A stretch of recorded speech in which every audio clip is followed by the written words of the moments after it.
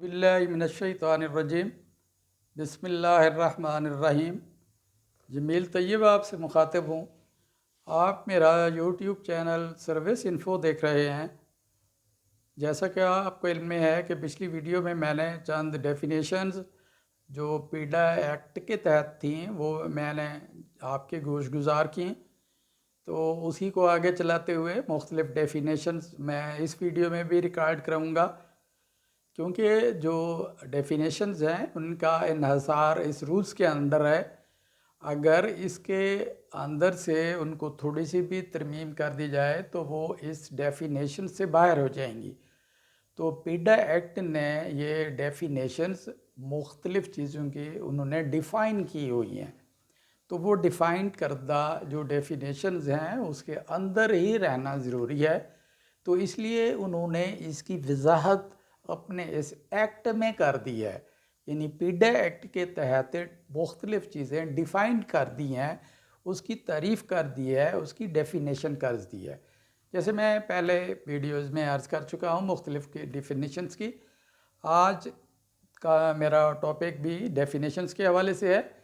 तो इसमें मैं पहले गवर्नमेंट की डेफिनेशन करूँगा।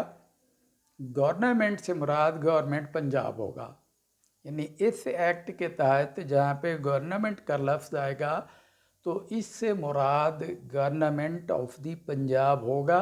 इसमें फेडरल या किसी और सूबे का बंदा या उसमें कोई हुकूमत शामिल नहीं होगी। इसी तरीके से यहाँ पे एक लफ्ज़ इस्तेमाल होता है प्रेस्क्राइब। प्रेस्क्राइब भी का मतलब भी यही होगा, means prescribe by the rules under this act, यानी इस एक्ट के तहत जो चीज़ डिफ़ाइन की गई है, प्रेस्क्राइब की गई है, मखसूस की गई है, उससे मुराद, प्रेस्क्राइब से मुराद यही एक्ट होगा, यानी एक्ट पीडा एक्ट 2006 ही मुराद होगा। इसी तरीके से एम्प्लॉइज़ की डेफिनेशन काफ़ी वसी है। तो इसकी डेफिनेशन में कि जो किसी कॉरपोरेशन, कॉरपोरेट बॉडी, खुद मुख्तार बॉडी, अथॉरिटी, कानूनी इदारा या किसी दूसरे इदारे की मुलाजमत में गवर्नमेंट के ज़रिए कायम मलकियत, ज़ेर इंतज़ाम या ज़ेर कंट्रोल, फ़िलहाल किसी भी कानून के तहत, उसके तहत बॉडी या तंजीम में जिसकी हुकूमत का कंट्रोल, हिस्सा या दिलचस्पी है, तो इसमें यही मुराद होगा कि जो कॉरपोरेशन का, गवर्नमेंट का जो एक मखसूस जो जिसकी अपॉइंटमेंट है, जिसकी तकर्री है, उसको हम एम्प्लाई कहेंगे। इसमें तमाम सिविल जो सर्विसेज के लोग होंगे वो इसमें शामिल होंगे, लेकिन इसमें जो हाई कोर्ट या उसके मातहत काम करने वाले लोग इसमें शामिल नहीं होंगे, या हुकूमत की तरफ से कायम करदा किसी अदालत या ट्रिब्यूनल में जो खिदमात सर अंजाम देने वाला मुलाजिम होगा वो भी इस एम्प्लॉइज़ की डेफिनेशन में नहीं आएगा।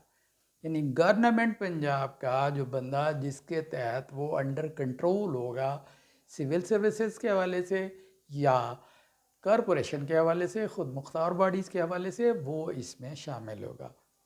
आगे चलते हैं। आगे है अपॉइंटिंग अथॉरिटी।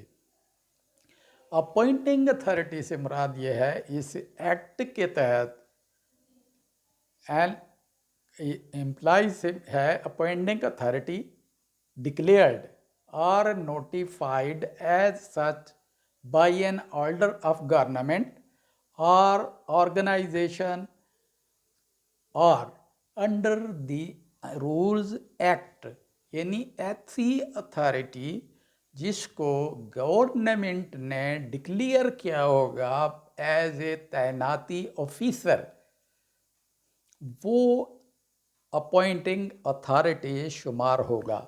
यानी ऐसा तैनाती करने वाला अफसर जिसको गवर्नमेंट ने डिक्लेयर किया होगा एज ए अपॉइंटिंग अथॉरिटी, वो अपॉइंटिंग अथॉरिटी शुमार होगा, उसकी डेफिनेशन में आएगा। تو اس کے ساتھ پھر آگے آتا ہے انکوائری افیسر۔ انکوائری افیسر کا مطلب یہ ہے کہ اس ایکٹ کے تحت، اس ایکٹ پیڈا 2006 کے تحت مجاز اتھارٹی کے ذریعے جو آفیسر برائے انکوائری مقرر کیا جائے گا اس کو انکوائری افیسر کہیں گے۔ تو اس میں ابھی تک بہت سی ڈیفینیشنز ہیں جو ابھی باقی ہیں، تو میں انشاءاللہ نیکسٹ ویڈیو میں ان کو ریکارڈ کراؤں گا، تو آپ ان کو دیکھتے رہیے، انشاءاللہ بڑا فائدہ ہوگا۔ تو نیکسٹ ویڈیو تک میں آپ سے اجازت چاہوں گا، اپنا خیال رکھیے گا۔ اللہ حافظ، السلام علیکم ورحمۃ اللہ وبرکاتہ۔